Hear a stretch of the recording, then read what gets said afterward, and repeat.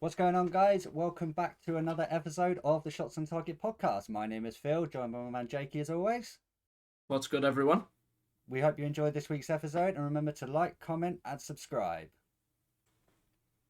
And welcome to our first segment, Referee Watch. So we're going to get straight into it and we're going to start with Brighton versus Liverpool game. And I'm going to let Jakey take it away. Yeah, another controversial week as always. It doesn't seem we're able to escape it at the minute. The Pascal Gross challenge on Szoboszlai. Obviously, it's denial of a goal scoring opportunity. It's not effectively last man, but he's dragged him back and he's made no attempts. The penalty was given, which, yes, fair. It was 100% a penalty. I don't think anyone can disagree with that.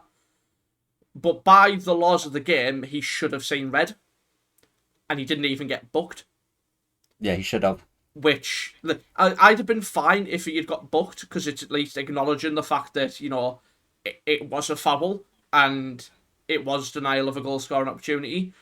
But the fact that even after the game, they've said, yeah, we kind of fucked up. He should have been sent off.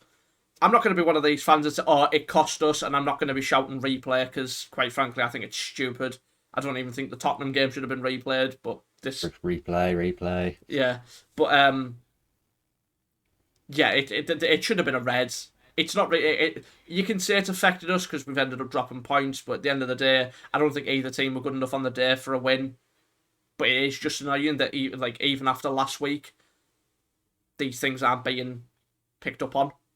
So that's such a weird one though, because in not a real time, but at half time, the VAR came out and said the reason that they did not show a red card was because they believed that Szoboszlai did not have the ball fully under control, which I can understand from that point of view. But if you look at it, he literally has just got to slide that ball into an empty net. So I don't know where they were coming from there, but like you say, they've after the game they then came out and said they fucked up again. Yeah. So, I mean, once again, they're saying one thing and then going back on this back on the statement. So, it's just Its consistency is all we want. yeah, generally. Just some level of consistency, and I would be happy. But it's week in, week out. We're going from game to game, week to week, not knowing the fucking rules of the sport that we watch. Yeah. And it's stupid. Like, in the law, it says, like, if there's no attempt to make, like, to a goal for the ball, which there clearly isn't, because you can see him yank the back of his neck quite like Chiellini did to Saka in the World Cup or the Euros, whichever game that was. Mm-hmm. And he makes no effort to go for the ball. That's a red. It's clear and obvious. Like I say, Szoboszlai was gonna put the ball into the back of the net. Everybody knows that. I mean, to be honest, it's weird though because not actually that much was said about it during the game. Like you'd expect, like the commentators to say, "Why has he not been sent off?" etc. But it sort of just carried on. Yeah. Then social media started kicking, and that was it. Then everyone was talking about it. Yeah, why the hell did he not get sent off? Because even when I was watching it in real time, I didn't even think about the red card. I was just like, penalty for Liverpool, cool. Yeah. Right decision, they're getting another one right, and then it's like, oh shit, no, Never mind. they've No, made they're not. a bad decision there. Yeah, like you say, I don't know if it would affected the whole course of the game. I am still in agreement as a football fan that I want to see 11 versus 11. I don't want a game to change because sometimes you see it in like the Tottenham game this weekend. It completely changed the game, and it just got boring after that because you had Luton just attacking and they've got no firepower there. And for me, I prefer to see 11 versus 11. I hate seeing a red card being brandished unless it's needed, and it's clear and obvious. And in this situation, it was clear and obvious. So it's another mistake by the referees. Another big mistake. We seem to be able to tally them up every week. I know, and we're going to add another one on right now. As a West Ham United fan, I am absolutely fuming at this one. It's not often I am fuming at the referees, and I state my opinion on this, but the referee in the West Ham United game completely fucked it. Well and truly. Peter Banks should have sent Bruno Guimaraes off. He got a first booking which was correct, and then literally 30 seconds later, Ward-Prowse has knocked the ball past him. He has completely wiped him out, and the referee's given him a final warning. I'm sorry, but in no circumstances is that okay. Like, I'm gonna get a bit more irate because it's against West Ham. As a football fan, you're gonna get more irate when it goes against you, because especially in a big game like that for West Ham, that is a huge game for West Ham, and changes the game completely. At that point, we're winning 1-0. They go down to 10 men. We would be in a very good position to win that game of football. Like, Yeah. don't get me wrong, in the grand scheme of things, again, just like the Liverpool game, it was 2-2, probably a fair result on the day. We said last week beforehand we thought it was going to be a very close encounter, and it turned out to be that way. Um, but yeah, just another poor decision from the referee. And we're just tallying them up at this point. It's Yeah. very, very unfortunate from a West Ham perspective that it happened to us. But, I mean, every football fan's probably going to have this because there's just no consistency at all. Well, there is. It's consistently shit. Yeah, that is That's the the thing. consistency. We're asking for consistency, and I guess we are getting it because it's fucking useless. But like you say, my opinion on it, it was a red. It should have been a red. I think, no doubt about it. You seen the Jota one last week and how light them two yellow cards were. This was, in my opinion, this was stonewalled. The first foul, he was correctly booked. The second foul, I think, is worse than the first, and he doesn't see yellow. Now, I think, and I said this to you on Twitter, I think if Jota doesn't see red last week for how for the in the manner that he did, Bruno probably sees red this week. No, I agree. Because now the referees are having to referee the game differently out of worry that they're going to fuck up again, and they've managed to fuck up again by not refereeing it correctly. I know. It's so stupid. The most annoying thing from me coming as a West Ham perspective is that 5 minutes later he is then involved in Isak's equaliser. Yeah. And he shouldn't have been on the bloody pitch at the time. Now, I know this has happened to tons of clubs where a red card's been issued wrongly. We've seen it for years and years and years, and it's not the end of the world. This isn't like an insane decision that people will be talking about, like the Liverpool one last week, for example, with the offside. But it is just getting really annoying right now. It's getting really stupid. And we're going to go straight into the last one, which I believe is the worst one of all. Yeah, this is fucking bizarre. It's unbelievable, this one. So obviously most people will have seen it. Kovacic's not red card. So he gets a booking correctly, taking out Odegaard. But people, to be fair, I think it was borderline a red card the first challenge, like borderline. You're talking inches. This could have been a red card any day of the week because the ball is gone and he has absolutely taken out Odegaard. But he gets away with it. He gets a booking. Fair enough. Arsenal fans are going to be irate at that on its own. Then comes how irate they're going to be after the second challenge. Exactly. Then the exact same thing happens. Kovacic's obviously been told to press from Guardiola. He gets the press wrong. Declan Rice has got the ball. He passes the ball. The ball's gone again. And again, Kovacic catches him. This exact same situation. How can a referee look at that and go, okay, he's done the exact same thing. I booked him for the first one, but I'm not going to book him for this one. Do you know what's even funnier? Do you know what's even funnier? I'm pretty sure he didn't even give a foul. No, he did. He did give a foul. I could. I'm no, he pretty did. sure He brought it. But he brought it. Waved them No, he did. He brought it back for the foul. He did bring it back for the foul. Well, at least you got that part of it right. But how do you not get, like, the first one, in my opinion, is enough for a red. If Curtis Jones' last week's a red, that's a red. Like I said, for me, it was borderline, like absolutely borderline. It's one of those where some refs give it, some refs don't. As Gary Neville said, it's an orange. Yeah, exactly. It is borderline, completely borderline, that one. Because the foot is a little high as well. The studs are showing. It's very borderline. But the fact he makes a second challenge, which is basically the exact same, on Declan Rice, and the ref waves it off, is unbelievable. I think if Arsenal would have lost this game, they would have been going mental. Oh, there would have been riots. There would have been mental. Absolute riots. their fan base would not have taken that shit. Arsenal TV would have been going crazy. I remember saying, I was scrolling through Twitter after the game, and a lot of people are saying, like, PGMOL are very lucky Arsenal won this game.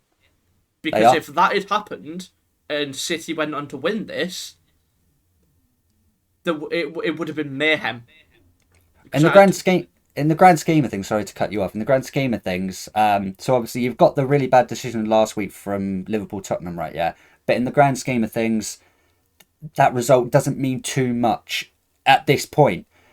This game for Arsenal is everything. They had to beat City to be in this title race, to yeah, put a marker down. If they would have got, City would not have got that red card, which they didn't obviously, and would have gone and won this game, there would have been more calls for a replay than last week's game. yeah, 1,000,000%. I can guarantee you that. I 100% agree. But It's that is going just to do it, guys, for Referee Watch. We've covered all three bad decisions. We could talk for hours about why they're bad and we want things to change, etc. But at this point, all we can do is just keep voicing our opinions and hopefully they'll start getting shit right. I'm gonna ask another question I asked last week to get you guys involved. I asked the question if you thought VAR should stay or if VAR should go. We had a few opinions, two mixed opinions really. I'm gonna ask this week: should VAR be able to intervene in yellow cards?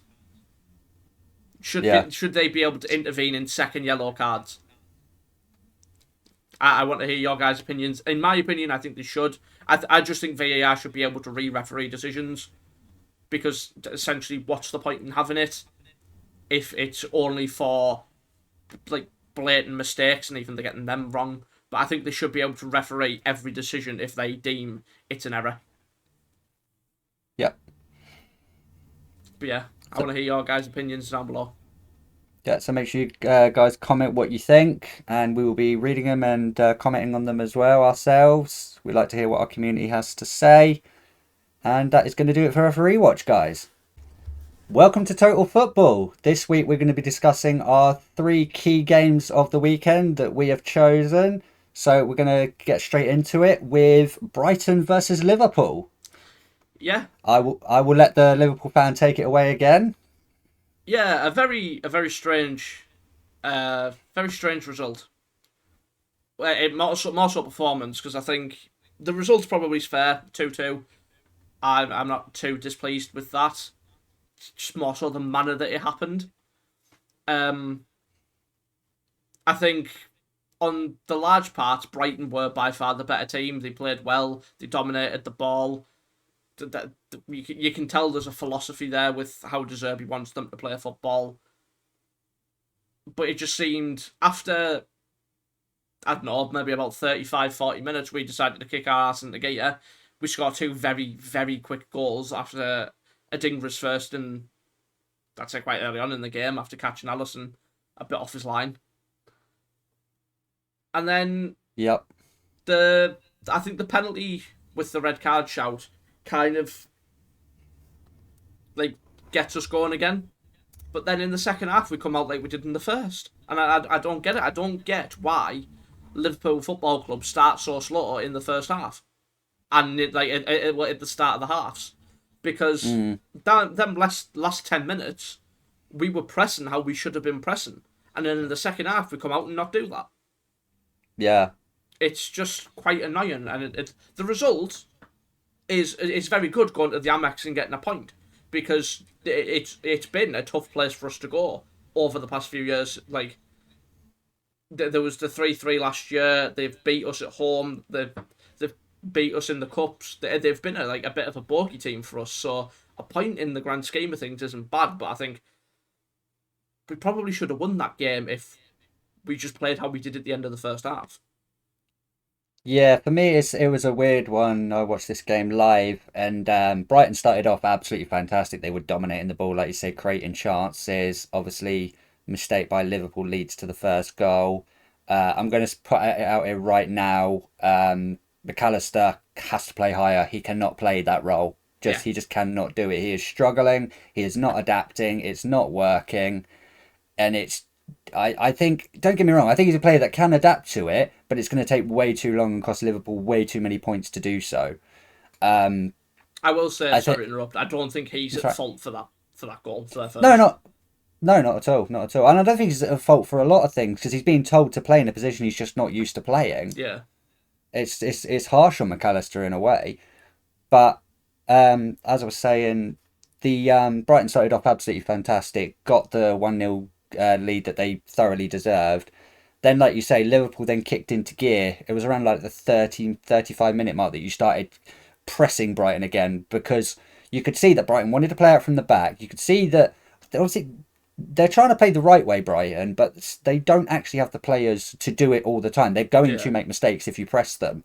And the more Liverpool pressed them, the more mistakes they made. And within 6 minutes, Liverpool had taken the lead through a double from Salah, obviously the penalty as well. And both goals came from high pressing.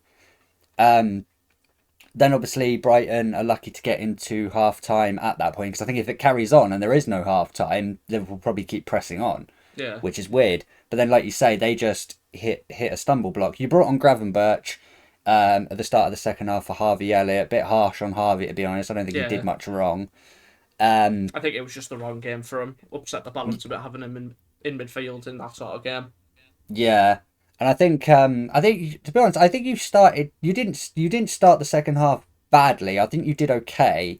Gravenberch certainly did help with the defensive side of things in retrieving the ball back and being able to press higher. And then nearly Um, scoring as well. yeah, exactly. That was the thing I was going to bring up. Just That was the inches. moment. Just If that inches. if that ball goes in the back of the net and that's 3-1, I think you take all 3 points there. Yeah. Um, because even though Brighton looked good, and don't get me wrong, they deserved that equaliser. Although from absolutely poor defending from Andy Robertson, he has to be clearing the ball at that near post. He cannot let it go, regardless if you're worried about you're going to score an own goal. You have to take that chance and try and clear that ball. Hmm. He has literally moved his leg away and allowed it to reach dunk. It can't happen. He sold the players behind him as well because they stop because they think, oh, but he's going to deal with it, he's going to clear it. So they not so much like stop fully, but they kind of lapse, and then the ball's just free to go through to dunk because obviously Robbo's pulled away from it and he's kind of left Van Dijk and Matip in the mud with that decision. Exactly. I just think it's a fucking. It's a It's it's a poor, poor. it's poor Yeah, defensive. it's a fucking poor decision from Andy Robertson in the grand scheme of things, and he'll probably be kicking himself about it, which he should be. But like you say, all in all, it was a fair result, I think, in the grand scheme of things. I think Brighton maybe slightly shaded it in terms of possession, but they didn't really create too much against you guys. Allison was called in to make a couple of very big saves in I the love second that half. man. He's a fantastic goalkeeper, don't get me wrong. Um, but yeah, a fair result in all. But I still think if Gravenberch does put that ball in the back of the net and makes it 3-1, that's probably 3 points to you guys. Yeah, just a matter of inches. Yep. It's the fine But margins in football. that's it. So we'll move on to our next game, which was kind of the comeback of all comebacks, to be honest. Manchester United. Yeah, This was.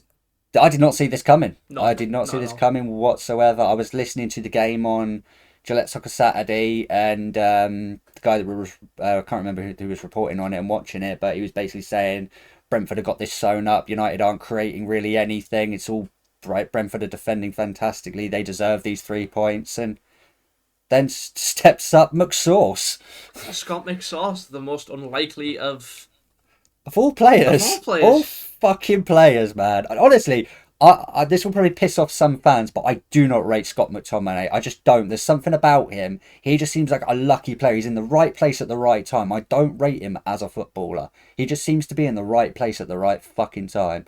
He's never ever impressed me in a game of football where I've watched it. Not one fucking bit.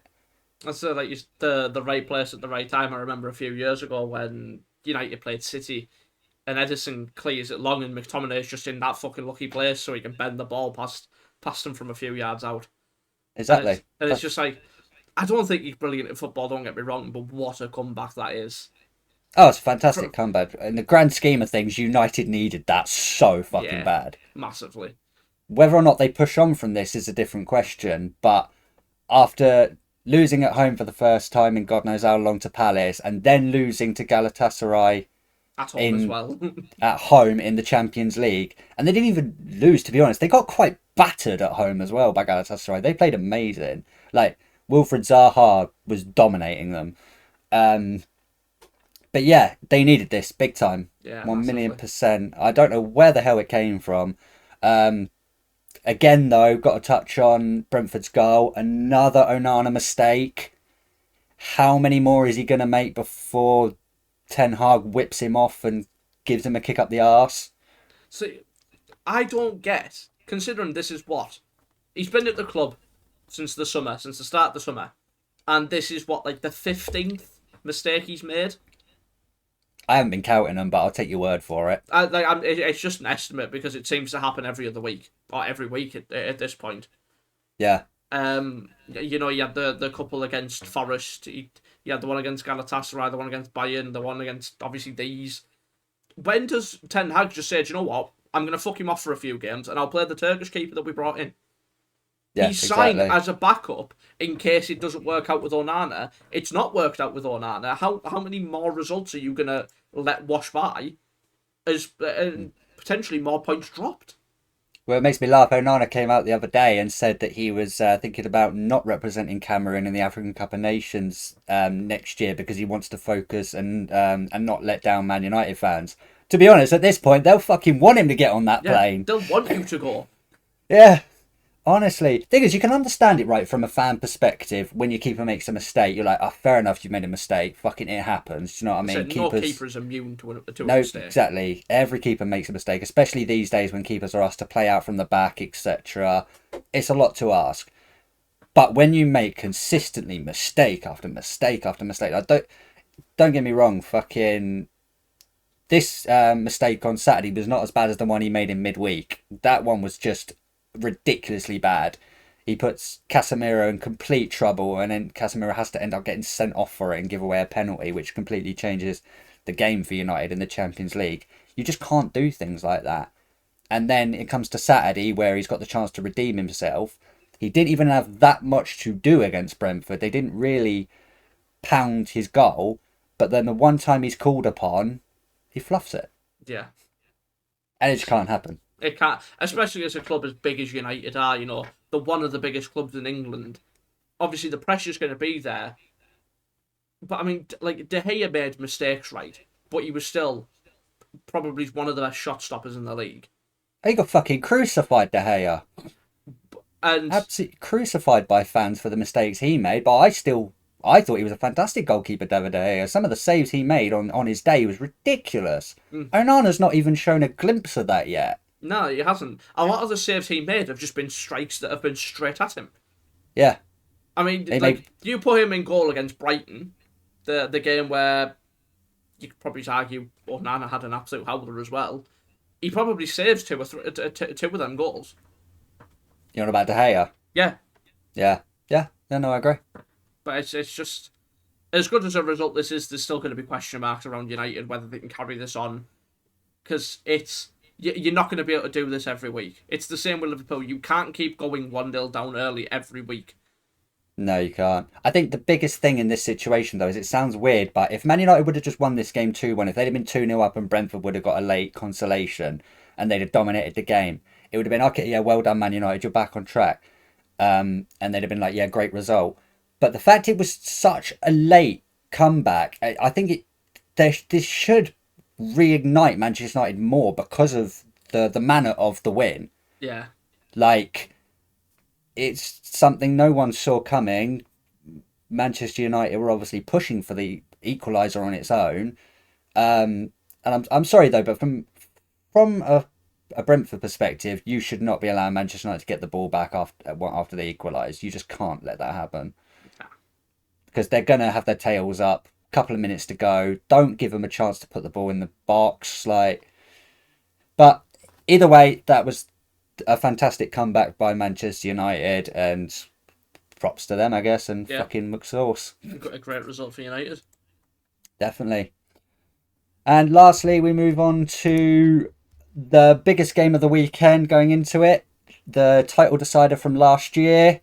Arsenal versus Manchester City. Yeah, the biggest shock probably of the weekend as well, you could argue. Yes, Arsenal I ending a torrid 12-year streak of never beating City. yeah, it was a long time. It was a A long time long, long coming. time. I do want to point out straight away. I put out a post on social media about Arsenal fans over celebrating, and I just want to put my point out there. I get that it's a huge result against City. I get that it's been 12 years. I get that, but It's it match just week 8. felt like it was just a bit cringy, to be honest, just a tiny bit. Now I know everyone's going to be commenting saying, "Oh, coming from a West Ham fan, you celebrate every win," blah blah blah. I get that. I get it. We're football fans. We're allowed to celebrate victories, and the bigger, the more celebration. But I just want to point out that it's still only one result. You've still got a fucking long way to go. Yeah. City were without De Bruyne, Rodri. You could say Haaland's on a bit of a dry spell at the minute. Grealish was missing as well. I think is key for this City team. Um, yeah, I think it's a fantastic result for Arsenal. Don't get me wrong, but I still think they need to keep their feet on their grounds a little bit here. Yeah. Like I said, it's match week 8. The league isn't won after 8 games. Well, yes, it's Yeah, a massive result. These type of fixtures don't end up being title deciders. As weird as it sounds, it's the games in between. It's the games against the mid-table teams, the lower league, the lower table teams. They're the ones that ultimately decide fixtures because we've beat City over the years, and then they've gone on and won the league. yeah. So it's ultimately it's not down to a game in fucking October that's going to decide who wins this league because it's still wide open. You've got I Spurs, you've got Arsenal, you've got City, and you've got Liverpool. There's teams yeah. that are all in the running for it. This isn't going to be a game where we look back come May and think, yeah, that 1-0 against City was the one that really did it. I mean, We we could. could, There's a but then Arsenal possibility. could go on and lose their next 3. And Exactly, then and we look back and say that that streak was the one that cost them the title. the biggest thing I look at in this situation is we know how good Man City can be, and the problem is, come January, they will probably have their full strength team back with De Bruyne, Rodri, Haaland, Grealish, etc. They'll be full strength again, and they will be. It'll be one of those where they'll just be winning and winning and winning again. They'll go on like a 9-win streak. Arsenal will be getting tired probably because of their exploits in the Champions League, depending on how far they go, because of a small squad. Granted, it's been increased a little bit. Yeah, Um, but yeah, but I want to touch on the game as a whole though. I do think Arsenal were actually lucky to come away with these 3 points because obviously a deflected goal.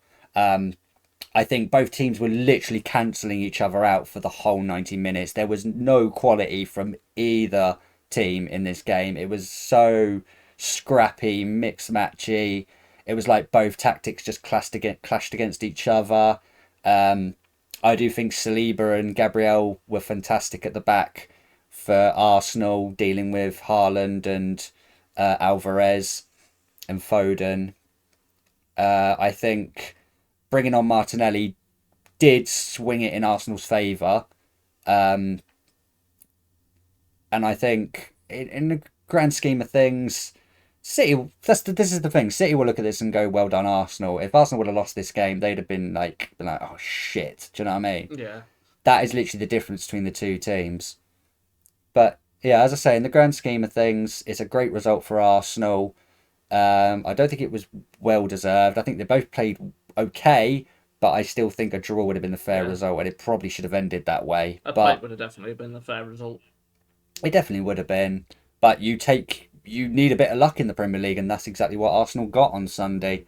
And you have to earn your own luck as well. Martinelli did well to be in that position. And he obviously takes a shot, it deflects off Ake, who tries to block it, and it ends up going past Edison. So Yeah, there's I've got a there's question your 3 points. for Go any on. City fans that are watching you as well. Do you drop Haaland for maybe a See, game or two? I don't. I just don't. Just because he's like a Harry Kane. No matter how much you think he is struggling, he only needs one. He only needs one. Yeah, but like What? One chance. Kane offered a lot more. Kane was a bit more of a rounded striker. He could pass, he could drop in, he can dribble. I think without the service, I think Haaland's very much kind of he doesn't really affect the game as much as Kane does. So I see your essentially, point. when Haaland's not firing, City are effectively playing with 10 men. Do you maybe Thing drop is, him? Give Alvarez the bit of a run up, someone who's a bit more complete. He's got a bit more to his game other than just scoring. And do you see but if you can that's work it that way? but that's the problem in a minute though. That City have they've actually got quite a few bad injuries. So Alvarez is playing with Haaland every week at the minute. So you can't drop Haaland because you'd move Alvarez there. Then who'd you put in that position? Do you know what I mean? They're lucky to have Alvarez that can play in so many different positions. But I do believe if, say, for example, in a few months' time, when they get all their big boys back, your Grealish, your Rodri, your De Bruyne, etc., and Haaland's still not firing, then yeah, I agree. Yeah. But I think by then Haaland's probably got his act back together. Like I said, he only needs one. Yeah, true. I just think at the minute it's his fourth game without a goal. He's not really adding anything to that City team at the minute without them goals. But then he'll score a hat trick when we come back from the international break, and it'll be like, ah, King Haaland's back. True. I don't know. I No. think it's a question to It'd be be asked. interesting. It's a question to be Yeah, asked. absolutely, no, absolutely, and we again we will be looking at your guys' comments, what you think. Let us know. But that is going to do it, guys. Those are our three games for Total Football. We hope you've enjoyed it. Now it's time for our moment of the week. So we've got no honourable mentions this week. We've each just got a moment or a goal that we're going to obviously talk about. Start with mine. It's just going to be the whole Raheem Sterling performance as a whole against Burnley. I think this guy literally is the saviour of Chelsea at the minute. I think they would be nothing without him. He literally was dominating Burnley from start to finish. They could not handle him. I mean, right after again, he gets axed from the England squad again. For a lot of other players, that your performance would struggle after that. But I really just wanted to point out this week how amazing Raheem Sterling was this weekend. It's weird. It's like he's got a new um, fresh air about him, and I think he should be in the England squad. I don't know why he's still being reverted out, but as a whole, with the performance, he obviously scored a goal, set up a goal, was dominating. Him and Cole Palmer were electric against Burnley. Um, After going 1-0 down as well, a lot of players would capitulate and crumble. Not Raheem Sterling. He's acting like, obviously because he's such a small guy, he's acting like the big man of the team right now and pulling them together, which is I just wanted to point out how fantastic that was, and that is my moment of the week from Raheem Sterling. Yeah, I think he's benefiting from being the main man at Chelsea Mm, currently. You can tell he's the one that's been dragging them through games. yeah, quite possibly. And yeah, I agree. I do think he should be in the England setup. I don't get a lot of Southgate's decisions. In all honesty, I don't think he's a Well, brilliant manager. But we could do a whole video on that alone. So. we could, yes. But my moment of the week from this week, moment of the weekend is Jack Harrison's absolutely thunderous effort against Bournemouth. It's a lovely goal. Yeah, just get it up on the screen. Ball gets whipped back in, gets cleared out by the goalkeeper, and it just falls from on the volley. And he just bends into that far post in off the bar. It's just the technique on it. This is coming from a Liverpool fan who absolutely hates Everton, by the way. So there's absolutely no bias, and well, I can say there's no bias, but that is such a clean strike. The technique to not have it balloon over, he's hit it so well, and it's clipped the top of the bar, and It's great anticipation as well from Harrison, knowing where that ball is going to drop, knowing that the keeper yeah, would be out of his goal, and then just having the confidence to take that first time. For your first start for Everton as well, a lot of players would be tentative to not go for that and just like, no, let's keep possession. I could balloon this over, and my manager's going to rinse me for it. But he yeah. has that confidence in him to just be like, no, open goal, I'm dinking this in. To hit that first time as well, because Oh, that can go very very wrong, and it he can. he he can look like an absolute dick for it, but it's bouncing out. And you can see the look on Neto's face. He's like, "Have I just conceded that? That's like, what's just gone on?" Well, that's the question here. So let me ask you this: do you think Neto's at fault for this goal? Do you No, think Neto makes a mistake here? I think he has to go for it because it's a free ball otherwise. Yeah, And he's just unfortunate that when he meets the ball, he clatters with his defender and the Everton defender, and he doesn't get a proper clean connection on it. So I don't really think he's at fault for it. Obviously, he has to come for that ball because if he doesn't, you've got the risk of, I think it's Keane just heading the ball in. yeah, no, I agree. But yeah, you don't see many strikes like that coming out from a keeper, balls bouncing and you just hit them. Yeah, he didn't have much to aim for either, Harrison. So yeah, I agree. I don't think it's Neto's fault at all. I think it's just a great goal. Yeah, it's just a fantastic goal. But yeah, that's my moment of the week. An absolutely fantastic strike. All right, well, that's going to do it, guys, for Moment of the Week. Right, guys, welcome to the final segment of the podcast, which is a brand new one for this week, which is going to be trivia. So how it's going to work is I have 5 questions for Jake on this Premier League so far. He's going to have 2 minutes to answer them. And then Jakey has 5 questions for me. And I will also have 2 minutes to answer them. So we'll see who can do the best. Are you ready, Jake? I am. I also just want to add, if you want to play at home, tally your scores down at the end, put them in the comments. Let us know how you did. Yes, absolutely. But I am ready. Alrighty, so there's 2 minutes on the clock. Your time starts now. Luton recorded their first Premier League win last month. Who was that against? Everton. Correct. Tottenham currently sit first in the Premier League, but with how many points? 18? Incorrect, 20. Fuck. There are 3 players tied for the top assists in the Premier League so far. Can you name them all? Oh, I had a look at this before. Pedro Neto. Yep. Almiron. I'll give you one more. I'll give you one more chance.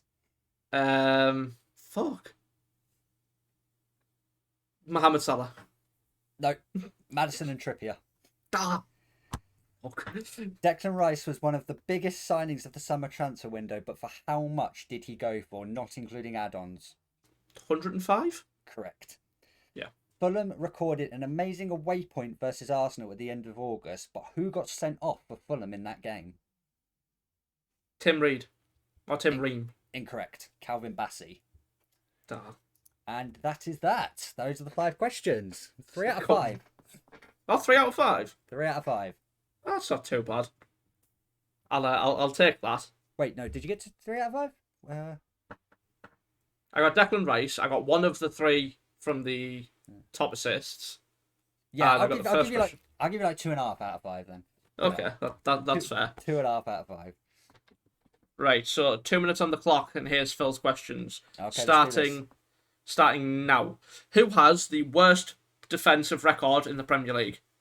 Luton. Incorrect. Sheffield United. Oh, shit. There were 3 players who scored hat-tricks in the same weekend. Can you name them? Haaland, Evan Ferguson's son. All correct. Who did Sheffield United pick up their only point against this season? Oh, shit. Everton. Correct. Who is currently the Premier League top goal scorer? Haaland. Correct. And what was the highest scoring game this season? Bonus point if you can tell me the exact score. Was it 6-1 Villa Brighton? Incorrect. No? It was Newcastle United 8, Sheffield 0. Oh, shit, of course it was. That is the end of the questions. Bollocks! So, you got 3 out of 5, yeah. Damn it, I fucking knew that last one as well. Shit. But yeah, tally up your guys' scores at home and let us know how you did. Yeah, and also if you guys have any questions that you think we should ask on the podcast as well, let us know in the comments section. It's not just going to be about Premier League as a whole this season. We're going to obviously delve into the past Premier League years and everything else next time round, and we might even drop the timer to a minute because I think they were quite quick, to be fair. I mean, I had a minute. You had a minute and 10 seconds left. So you had 59 seconds left, so I'll drop it to a minute. But we're still learning on this, guys. But that is going to do it for trivia. Well, that's going to do it, guys, for this week's episode of the Shots on Target podcast. We hope you've enjoyed it. Remember to like, comment, subscribe, and ring that bell. Keep those notifications on. And we will see you next week, guys. See you in the meantime.